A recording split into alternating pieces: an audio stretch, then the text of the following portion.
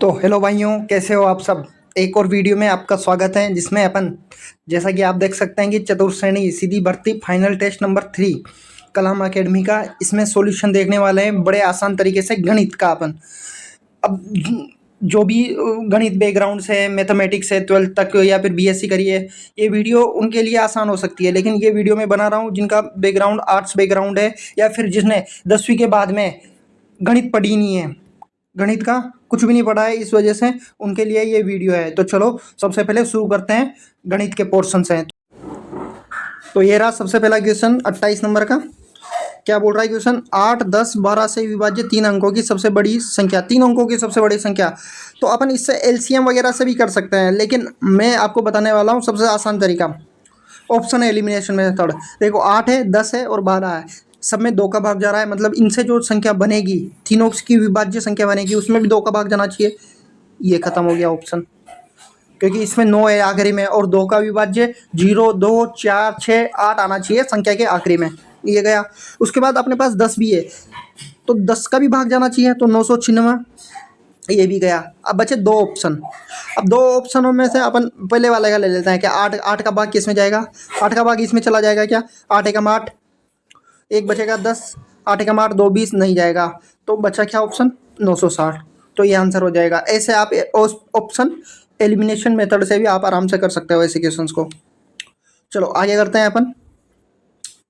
29 number, ये क्या बोल रहा है, 3 संख्याओं का औसत 40 है। तो चलो एकदम बेसिक से करते हैं अपन कि a प्लस बी प्लस सी राशियों का योग बटा राशियों की संख्या कितनी दी हुई है, 40।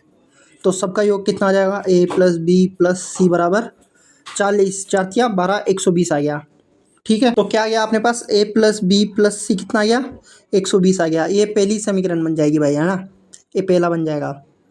अब क्या बोल रहा है, 38 है, उनमें से 2 संख्याओं का औसत 38 है। मान ले a प्लस बी का औसत 2 संख्या है, 2 संख्याओं का योग बटा राशियों की संख्या बटा राशियों का योग बटा राशियों की संख्या, ये औसत का फॉर्मूला होता है। तो ये 38 आ गया।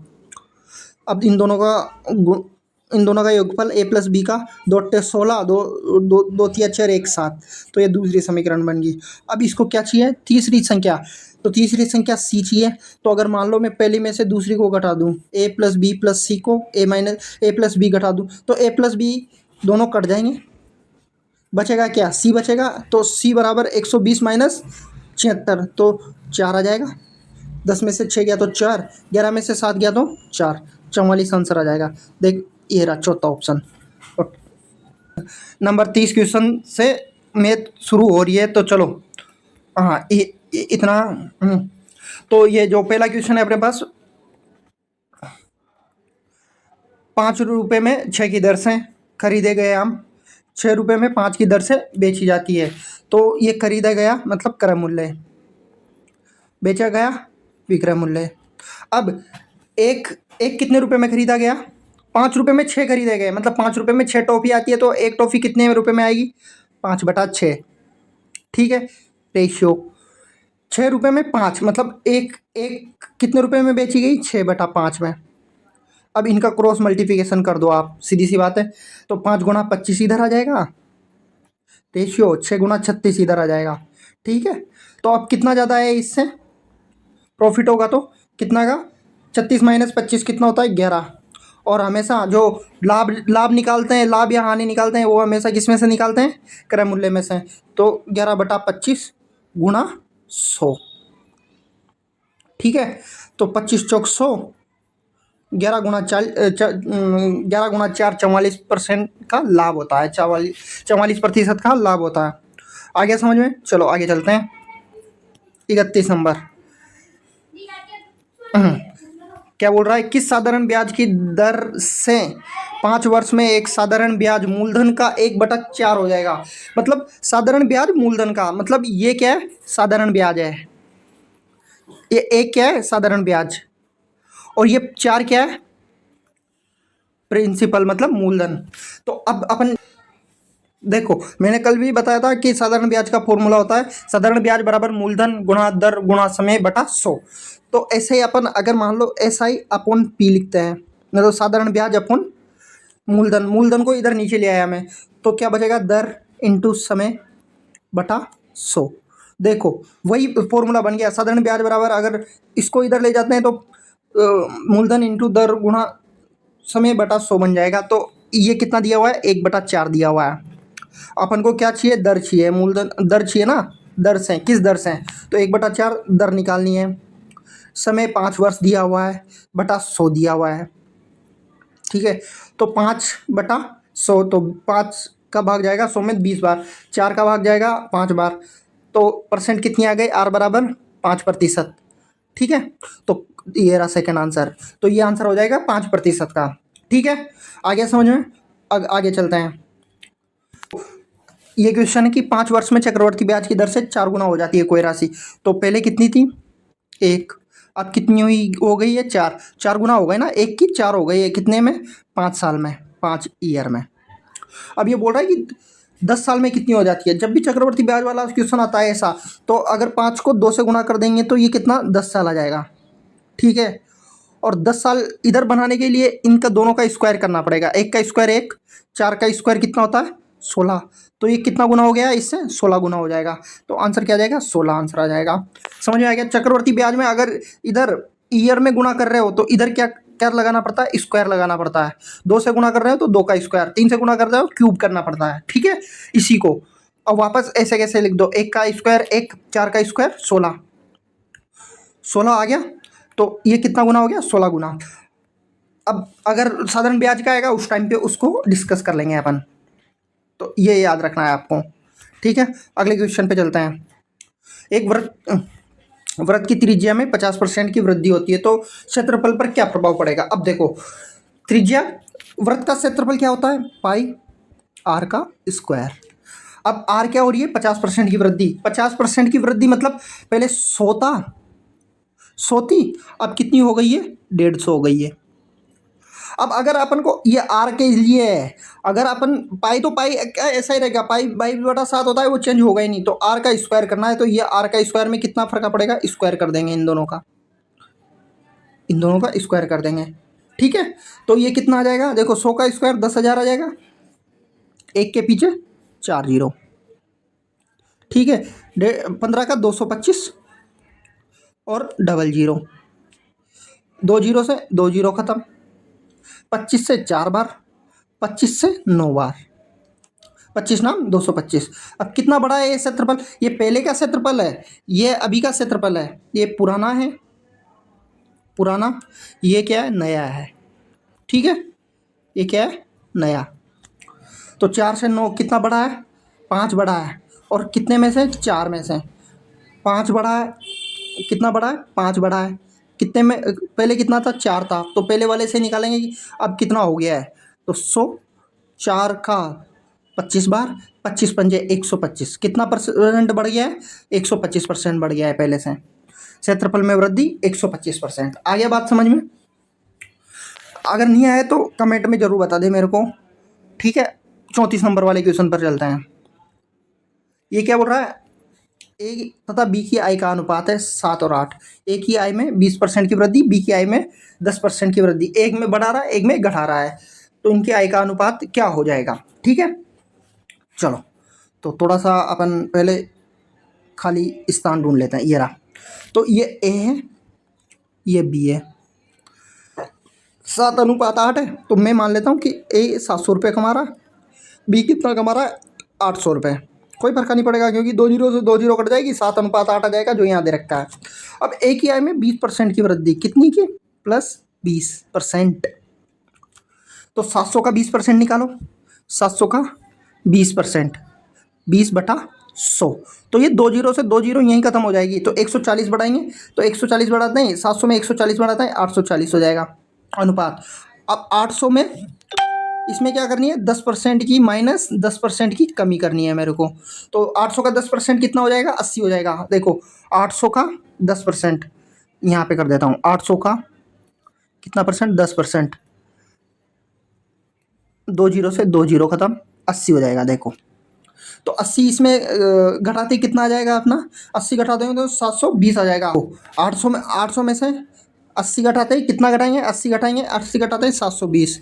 अब इनका रेशियो निकालेंगे, 0 से 0 गई, 12 सत्ते 84, 12 संग 72, तो 7:6।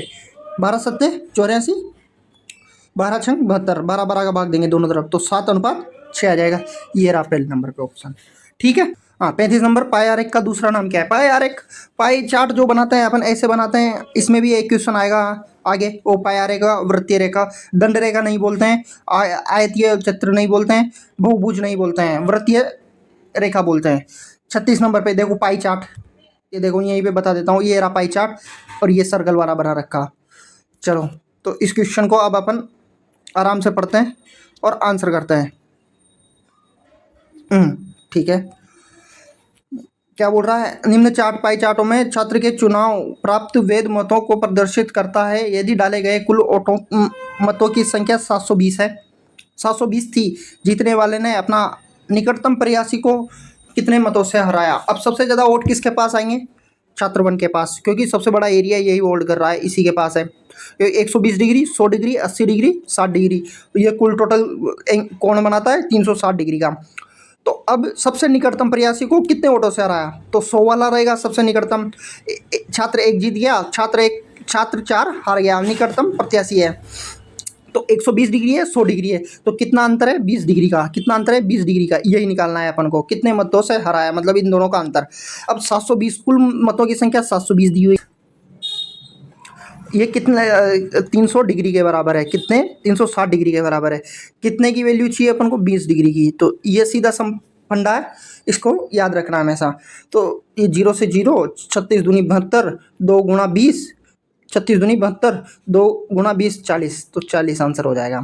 हमेशा जिसका पता है उसको नीचे रखना है। जैसे 360 डिग्री का पता था कि 720 किसकी वैल्यू है? 360 की, तो 720 ऊपर, 360 नीचे। अब किसका निकालना है? 20 का निकालना है।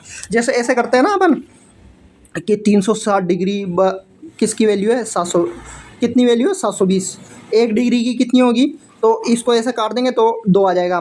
ऐसे 20 डिग्री की अब चाहिए तो 2 गुणा 20 40। यही किया है बस मैंने यहाँ पे, और शॉर्ट तरीके में 3 बार नहीं निकलना पड़े। तो 40 आंसर आ जाएगा। ठीक है, आ गया समझ में? चलो आगे चलते हैं 37 नंबर पे।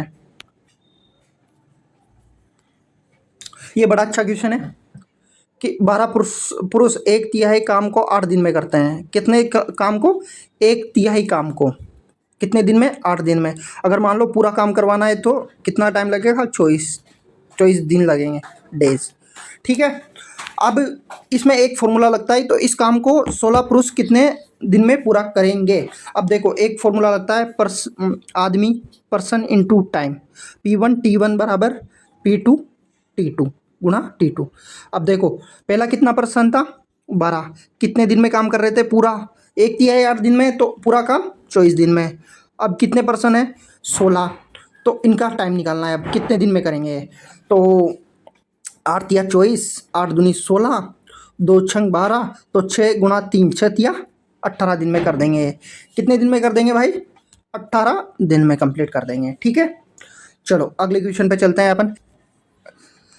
यह 38 number question. 15 kilometre per hour की चाल से दौड़ से 5 मिनट में पुल पार कर देता है तो पुल की लंबाई कितनी होगी? अब देखो, दो तरीके होते हैं। देखो, मीटर में दिया हुआ है आंसर, और स्पीड किस में दी हुई है? चाल 15 किलोमीटर में दी हुई है, आंसर मीटर में दिया हुआ है। तो पार कर लेता है तो पुल की लंबाई कितनी होगी? देखो, चाल बराबर दूरी बटा समय, अपन सबको पता है। तो चाल कितनी है? 15। अब इसको मीटर पर सेकंड में बदलना है अपन को, तो 5/18 से गुणा कर देंगे इसको। अब 5/18 से गुणा हो गया। चाल बराबर दूरी, पुल की लंबाई निकालनी है, दूरी x मान ली। ठीक है। समय कितना लग रहा है? 5 मिनट। 5 मिनट को सेकंड में बदलेंगे, क्योंकि ये भी सेकंड में बदल दिया अपन ने चाल, तो 60 से गुणा कर देंगे। मिनट को सेकंड में बदलने के लिए 60 से गुणा कर देंगे। ठीक है। तो अब इनका काम करते हैं अपन। 3 चंग 18, 3 पंजे 15, 6 10 बार, तो ये 50 हो गया। 50 गुणा 25, x बराबर 5 गुणा 25, और ये 50, 5 गुणा 10 इधर जाएगा तो ये 50 बन जाएगा, इधर गुणा में चला जाएगा। 25 पंजे 125, तो 1250 आंसर आ जाएगा। 1250 मीटर आंसर आ जाएगा। ठीक है। ये कन्वर्जन देख लेना एक बार ढंग से। अब इसमें बताता हूँ, एक कन्वर्जन होता है बहुत अच्छा सा। कैसा कन्वर्जन होता है? कहीं पे बता देता हूँ, खाली जगह जहाँ पे मिल रही है मेरे को अच्छे से। चलो यहीं बता देता हूँ कि एक कन्वर्जन होता है, क्या होता है, 1 किलोमीटर पर आवर होता है, ठीक है, और एक होता है मीटर पर सेकंड। बड़ा कौन सा है इनमें से, किलोमीटर पर आवर। छोटा कौन सा है, मीटर पर सेकंड। अब जब बड़े को छोटे में बदलेंगे, बड़े को छोटे में, तो छोटे से गुणा करेंगे, किससे, 5/18 से। जैसा ही अपन ने इस क्वेश्चन में किया था कि 15 किलोमीटर पर आवर को मीटर पर सेकंड में बदलने के लिए 5/18 से गुणा कर दिया था। और क्यों बदलना पड़ा, क्योंकि यहाँ पे मीटर में आंसर दिया हुआ है, तो इसलिए किलोमीटर पर आवर को मीटर पर सेकंड में, बड़े को छोटे में तो छोटे से गुणा। अब छोटे को बड़ा बनाना है, छोटे को बड़ा बनाना है, तो बड़े से गुणा करना पड़ेगा, किससे, 18/5 से। तो ये कन्वर्जन हमेशा ध्यान रखना, कहीं पे लिख लेना इसको, तो ये बहुत काम आने वाला है ना, ठीक है। चलो आगे चलते हैं, देखते हैं 39 नंबर क्वेश्चन। एक छात्र अपने घर से 5 किलोमीटर प्रति घंटे की चाल से जाता है घर से विद्यालय, नियत समय से 30 मिनट वलय। वलय मतलब देखो यहाँ देख लेते हैं, 30 मिनट लेट पहुँचता है, ठीक है। परंतु जब 6 किलोमीटर प्रति घंटा की चाल से जाता है तो 5 मिनट की विलंब, मतलब लेट ही पहुँचता है फिर भी, तो घर से विद्यालय की दूरी कितनी है। अब इसका एक फॉर्मूला होता है इस क्वेश्चन का, दूरी निकालने के लिए, डिस्टेंस बराबर स्पीड 1 गुणा speed 2 upon speed 2 minus speed 1, कोष्टक में T2 माइनस T1, ठीक है। अब ये एक फॉर्मूला लगाते हैं, डिस्टेंस निकालनी है, तो यहाँ पे लगाते हैं, कितनी है, 5 है पहली स्पीड, अगली स्पीड 6 है, और 6 में से 5 को घटाएंगे तो 1 बचेगा। ऐसे ही T2 कितना है, T2 मतलब 5 मिनट की देरी और 30 मिनट की देरी, तो कुल टोटल देरी कितनी हो जाएगी, 25 मिनट की। माइनस करते ही 25 मिनट की देरी होते ही, और एक सब घंटे घंटे में है, मतलब ये 5 किलोमीटर भी आवर में है, 6 किलोमीटर पर आवर है, तो इसको भी मिनट को भी घंटा में बदलना है, तो 60/60 का भाग दे देंगे, है ना। मिनट को घंटे में बदलना है तो 60 का भाग दे देंगे। अब 6 को 10 से जाएगा 6 का, 5 दूनी 10, तो 25/2, 25/2 कितना होता है भाई, 12.5 किलोमीटर। कितना हो गया, 12.5 किलोमीटर आंसर आ गया है अपना। कितना आ गया है, 12.5 किलोमीटर, ये रहा। अब देखो ये जो फॉर्मूला है ना, ये जो दूसरा कलर ले लेता हूँ मैं, ये जो फॉर्मूला बताया मैंने, ये बहुत ज़्यादा ज़रूरी फॉर्मूला है, ठीक है। फॉर्मूला कुछ नहीं है, वही है, स्पीड बराबर चाल बराबर दूरी बटा समय। अब इसमें डिस्टेंस निकालनी थी, तो अपन ने स्पीड को, ये रही स्पीड, दोनों की मिला के चाल ये रही, गुणा कर दिया किससे, टाइम से, तो क्या आ गई, डिस्टेंस आ गई अपने पास, दूरी आ गई। तो सेम वही तरीका है, लेकिन इसमें क्या है, थोड़ा बहुत अगर यहाँ पे ये बोल देता कि 5 मिनट पहले पहुँच जाता है, तो फिर 30 माइनस 5 माइनस माइनस प्लस हो जाता और 35 मिनट हो जाता, ये जो यहाँ पे 25 टाइम है, तो ये ध्यान रखना है आपको। बाकी तो ठीक है सही। अब यहाँ पे दोनों में देरी दी हुई थी कि यहाँ पे भी विलंब हो रहा है, यहाँ पे भी विलय हो रहा है, मतलब लेट हो रहा है दोनों तरफ से, तो माइनस किया अपन ने। वरना अगर एक में लेट होता और एक में जल्दी पहुँच जाता तो उसमें प्लस करते हैं अपन। यदि किसी संपदा के 4/5 भाग का मूल्य 16,800 रुपये है, तो संपदा के 3/7 भाग का मूल्य क्या होगा। देखो कोई है एक्स संपदा मेरे पास, एक्स का 4/5 कितना है, 16,800। अब 4 से भाग दूंगा, 4 चौक 16, 4 दूनी 8, 4200 आंसर आ गया। एक्स बराबर कितना हो गया, 4200 गुणा 5 तो 00, ऐसे ऐसे 5 दूनी 10, हासिल का 1 5 के 20 रहे कि 21,000 आ गया। अब इसका 3/7 चाहिए अपन को, एक्स का 3/7 चाहिए, तो ये 21,000 को भी 3/7 से गुणा कर देंगे अपन, 21,000 गुणा 3/7, तो 7 दिया 21, तो 3 दिया 9,000, कितना आ गया 9,000, ठीक है। ये आ गया पहला वाला आंसर आ गया। ये ऐसे सिंपल सा ये इजी क्वेश्चन था। तो भाई ये जो क्वेश्चन है 41 नंबर, इसका करने का कोई मतलब नहीं है ना, क्योंकि मैंने करके देखा आंसर ही नहीं आ रहा इसका, ये डिलीट होगा क्वेश्चन और कुछ नहीं है। एक्स वाई व्यापार में साझेदारी करते हैं, एक्स पूंजी का 1/3 भाग 9 महीने के लिए लगाता है, वाई लाभ का 2/5 भाग प्राप्त करता है, और वाई धन व्यापार में कितने महीने लगाता है। देखो ये अच्छा क्वेश्चन है, ये भी साझेदारी का ही क्वेश्चन है, लेकिन इसका साझेदारी में एक फॉर्मूला होता है, क्या होता है कि जो निवेश है, जो लाभ होता है ना, कितना लाभ होता है, लाभ कितनी राशि निवेश किया गया या फिर पूंजी, निवेश या पूंजी, और कितने समय के लिए किया गया, टी टाइम। इन दोनों का गुणनफल होता है निवेश गुणा समय के। तो यहाँ पे लाभ कितना है, वाई को 2/5 भाग लाभ प्राप्त हुआ।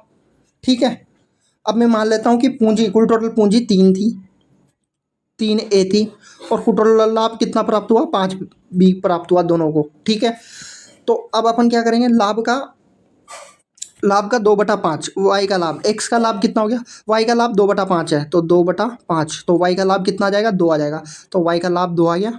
तो एक्स का लाभ कितना बचेगा, 2 आने के बाद 3 ही बचेगा एक्स का लाभ, बराबर निवेश, निवेश कितना है दोनों का, निवेश कितना है, 1/3 एक्स ने किया, तो निवेश कितना माना है अपन ने, 1/3 है, तो 3A गुणा 1/3, तो ये भाग देने पर ए बचेगा, केवल ए, तो 1 बचेगा, ए मतलब ए ऊपर नीचे कट जाएगा तो 1 बचेगा।